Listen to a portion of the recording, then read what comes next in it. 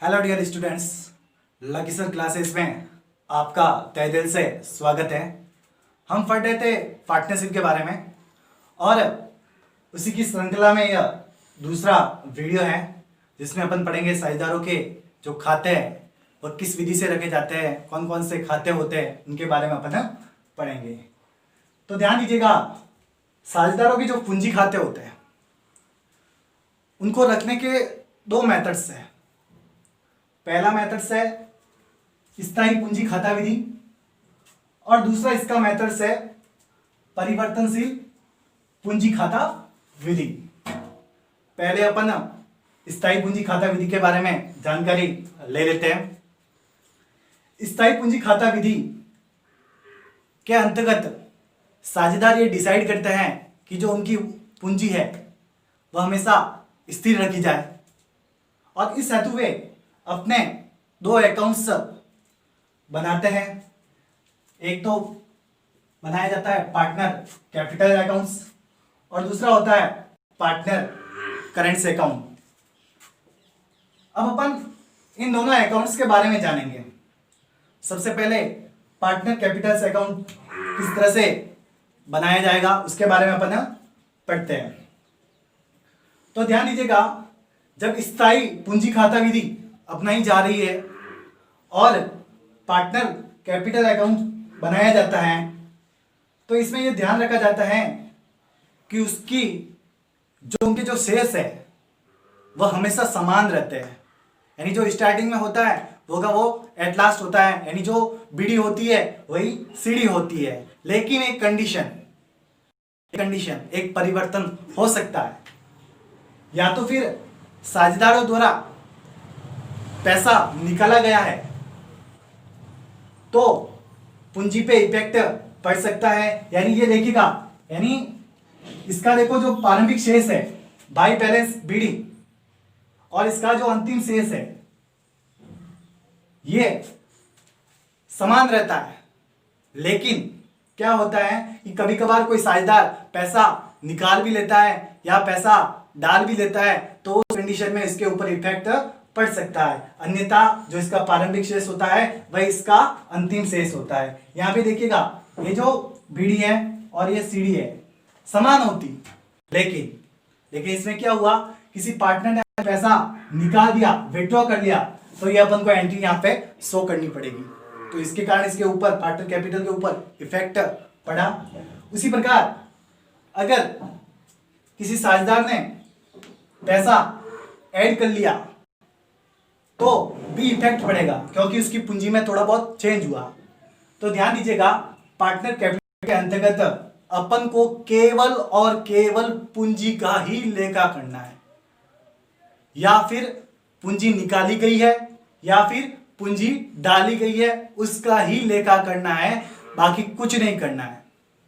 दूसरा, इस विधि के अंतर्गत अपन अकाउंट बनाते हैं पार्टनर करेंट्स अकाउंट। तो पार्टनर करेंट्स अकाउंट में क्या होता है, तो ध्यान दीजिएगा, पार्टनर करेंट्स अकाउंट्स यानी चालू खाता, नाम से स्पष्ट है चालू, तो इसका मतलब इसके जो शेष है वह परिवर्तित होते रहते हैं। चालू है ना भाई, तो सीधी सी बात है इसके शेष परिवर्तित होते रहते हैं। डेबिट भी हो सकता है और क्रेडिट भी हो सकता है। ध्यान दीजिएगा, देखिएगा, ये जो पार्टनर करंट अकाउंट्स है उसका शेष देखो, प्रारंभिक शेष डेबिट भी हो सकता है, क्रेडिट भी हो सकता है और ये जो लास्ट वाला है वो भी, जो सीडी है वह भी अलग हो सकती है और डेबिट भी हो सकती है और क्रेडिट भी हो सकती है। अब इसके अंतर्गत क्या क्या अपन शो करवाएंगे, तो ध्यान दीजिएगा, ये अकाउंट्स जो बन रहे हैं वो किसके बन रहे हैं, पार्टनर के बन रहे हैं। तो सीधी सी बात है कि अगर पार्टनर की पूंजी में वृद्धि करने वाली जो मद है वो तो अपन लिखेंगे इसके क्रेडिट साइड में, जैसे कि इंटरेस्ट ऑन कैपिटल। भाई अपन को पूंजी पे ब्याज मिल रहा है, इससे क्या हो रही है, हमारी जो इनकम है वह प्लस हो रही है, तो इसको क्रेडिट साइड में लिखेंगे। उसी प्रकार देखो, सैलरी सैलरी से हमारा जो इनकम सोर्स है वो हो रहा है, इसलिए इसको इस साइड शो कर दिया। उसी प्रकार देखिएगा कमीशन, इसकी वजह से भी अपन की पूंजी में वृद्धि हुई है, तो इसको अपन क्रेडिट साइड में शो कर दिया। उसके बाद में लाभ हानि नियोजन खाता जो बनाते हैं, profit and loss appropriation account, उसका जो प्रॉफिट है वो भी अपन को मिलेगा, तो उसके कारण भी हमारी पूंजी में वृद्धि होगी, तो इसको अपन क्रेडिट साइड में लिखते हैं। इसी प्रकार इसके डेबिट साइड में क्या लिखते हैं, तो ध्यान दीजिएगा, इसके डेबिट साइड में वे सभी आइटम्स लिखी जाती है जो साझेदार के पूंजी में कमी करता है, जैसे कि ड्राइंग, उसने आहरण कर लिया, क्या कर लिया, आहरण, तो वह लिखा जाएगा डेबिट साइड में।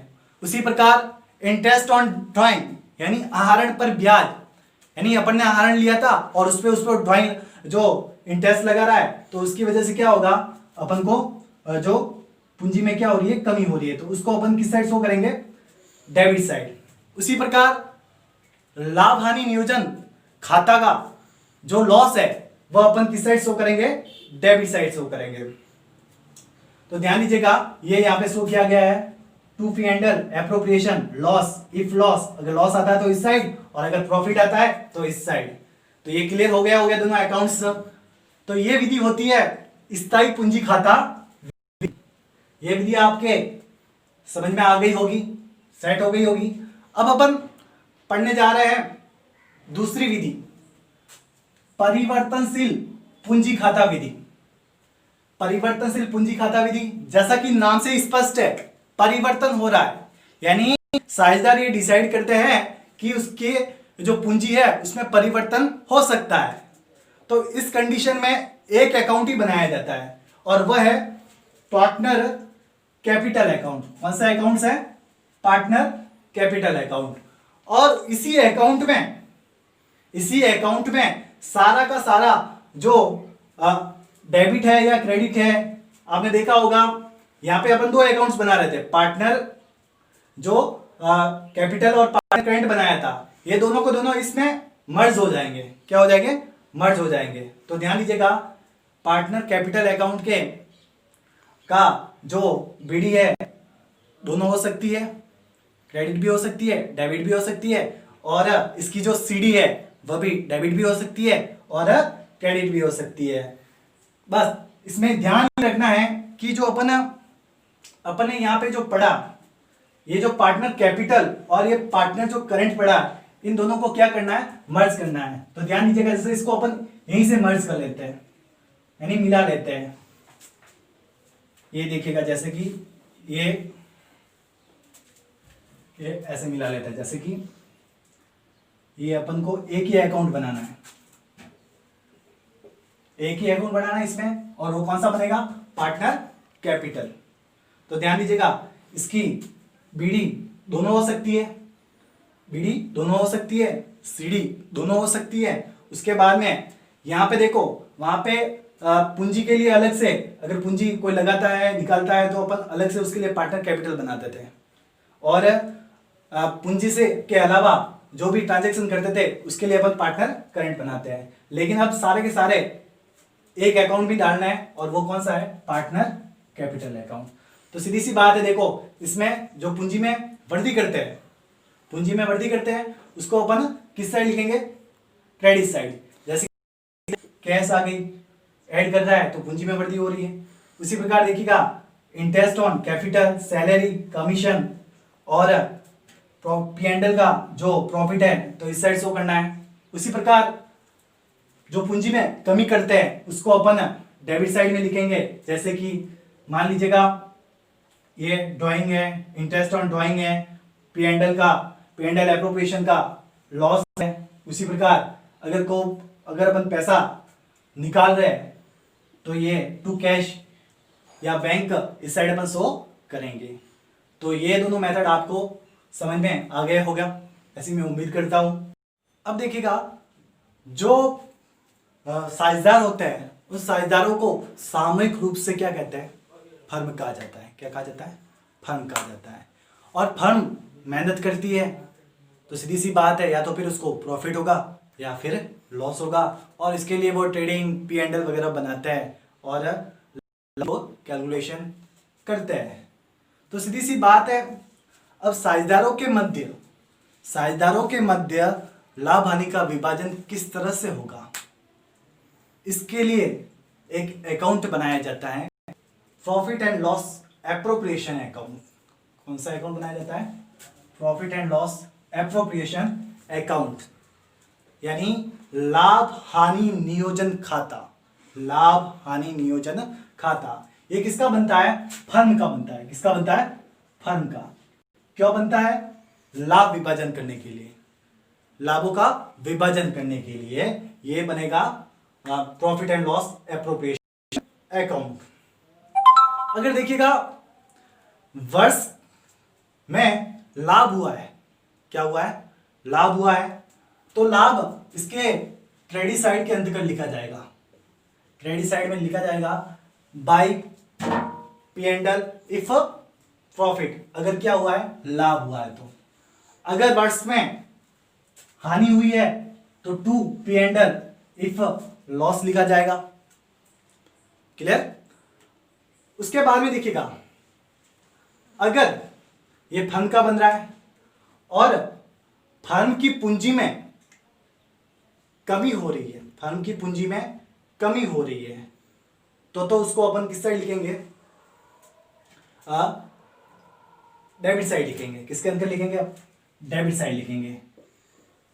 जैसे कि मान लीजिएगा कि to interest on capital, firm को साझेदारों की पूंजी पर क्या देना है? ब्याज देना है। तो सीधी सी बात है, फर्म की पूंजी में क्या हो रही है? कमी हो रही है। तो इसको डेबिट साइड में शो करेंगे। मान लीजिएगा दो पार्टनर है ए एंड बी, तो मान लीजिएगा ए को इतना इंटरेस्ट ऑन कैपिटल दिया, बी को इतना इंटरेस्ट ऑन कैपिटल दिया, और इसका दोनों का जो सम है, टोटल है, इस साइड लिख देंगे। उसी प्रकार देखो पार्टनर सैलरी, यानी साझेदारों को सैलरी दी, इससे क्या इफेक्ट पड़ा कि फर्म के जो पूंजी है उसमें क्या हुई? कमी हुई। तो इसको किस साइड लिखेंगे अपन? Debit side. तो सीधी सी बात है, पार्टनर सैलरी, ये ए की सैलरी, ये बी की सैलरी, जो भी हो XYZ, अपन इसकी सैलरी का सम कर लेंगे। उसी प्रकार देखिएगा पार्टनर को अपन ने कमीशन दिया, तो सीधी सी बात है, ये अपन ये जैसे कि ए को दिया, बी को दिया, तो ये अपन इस साइड शो कर देंगे और इसको सम कर देंगे। उसी प्रकार और भी आते हैं, जैसे कि रिजर्व होता है ना, संचय, जिसको क्या बोलते हैं हिंदी में? संचय। यानी एक लाभों का एक निश्चित भाग संचय के रूप में रखा गया, तो उसके कारण भी पूंजी पे इफेक्ट पड़ा, पूंजी कम हो रही है, तो उसको अपन टू रिजर्व लिख सकते हैं डेबिट साइड में। उसी प्रकार इसके क्रेडिट साइड में जब पूंजी में कमी होती है, फर्म की यानी फर्म के लाभों में वृद्धि होती है, ध्यान दीजिएगा, फर्म के लाभों में वृद्धि होती है। जैसे कि मान लीजिएगा, एक तो अपन ने ये पहला पॉइंट तो अपन ने पढ़ लिया था कि अगर चालू वर्ष के अंतर्गत प्रॉफिट है तो अपन यहाँ पे शो करेंगे बाय P&L इफ प्रॉफिट के रूप में यहाँ पे शो कर लेंगे। दूसरा है इंटरेस्ट ऑन ड्राइंग। अब देखिएगा किसी साझेदार ने आहरण किया था, ड्राइंग किया था, और फर्म है, वह फर्म उसके ऊपर क्या ले रही है? इंटरेस्ट ले रही है। तो सीधी सी बात है, इनकम है, इनपुट है, तो सीधी सी बात है, इसको इस साइड अपन शो करेंगे। जैसे कि मान लीजिएगा ए के आहरण पर इतना ब्याज मिला और बी के आहरण में इतना ब्याज मिला, तो ये इनका इनकम सोर्स है। क्या है ये? इनकम सोर्स है। फिर देखिएगा दोनों साइड, डेबिट साइड का टोटल कर लेंगे, क्रेडिट साइड का टोटल कर देंगे, और दोनों का क्या निकाल लेंगे? शेष निकाल लेंगे। क्या निकाल लेंगे? शेष, यानी बैलेंसिंग फिगर। क्या निकालेंगे? Balancing figure. अगर मान लीजिएगा इसका ज्यादा है, क्रेडिट पक्ष ज्यादा है, तो क्या होगा? प्रॉफिट होगा। क्या होगा? प्रॉफिट होगा। तो वो प्रॉफिट अपन किसके रूप में शो करेंगे? टू पार्टनर कैपिटल या करंट, और ये प्रॉफिट किससे आ रहा है? बैलेंसिंग फिगर से। और जो भी पार्टनर्स है, उन पार्टनर्स में जो भी रेशियो दे रखा है, तो उस रेशियो के अंतर्गत अपन क्या कर देंगे? डिवाइड कर देंगे और उसका सम इस साइड लिख देंगे। और बाय द वे क्या होता है कि जो फर्म का जो फर्म के द्वारा जो ये बनाया जाता है P&L एप्रोप्रिएशन, उसका क्या हो जाता है, डेबिट से आ जाता है। क्या आ जाता है, डेबिट से आ जाता है। तो सीधी सी बात है, उसको क्या लॉस होगा, क्या होगा, लॉस होगा। तो सीधी सी बात है, इस साइड अपन शो करेंगे टू पार्टनर कैपिटल्स या फिर करंट अकाउंट, और ये भी किससे आता है, बैलेंसिंग फिगर से। जैसे कि मान लीजिएगा लॉस हो गया, ए का इतना, बी का इतना, उसका पूरा का पूरा टोटल यहाँ पे कर देंगे, और नीचे इसकी जो भी टोटल है सेम आनी चाहिए, वो अपन यहाँ पे शो हो जाएगी। धन्यवाद। और देखिएगा इसके 4 बिंदु बहुत ही इंपॉर्टेंट है। देखिएगा कि अगर कोई आइटम्स आइटम आफ्टर चार्जिंग दे रखी है, आफ्टर चार्जिंग दे रखी है, तो सीधी सी बात है, उसको अपन जो है प्रॉफिट एंड लॉस एप्रोप्रिएशन के अंतर्गत अपन शो नहीं करेंगे।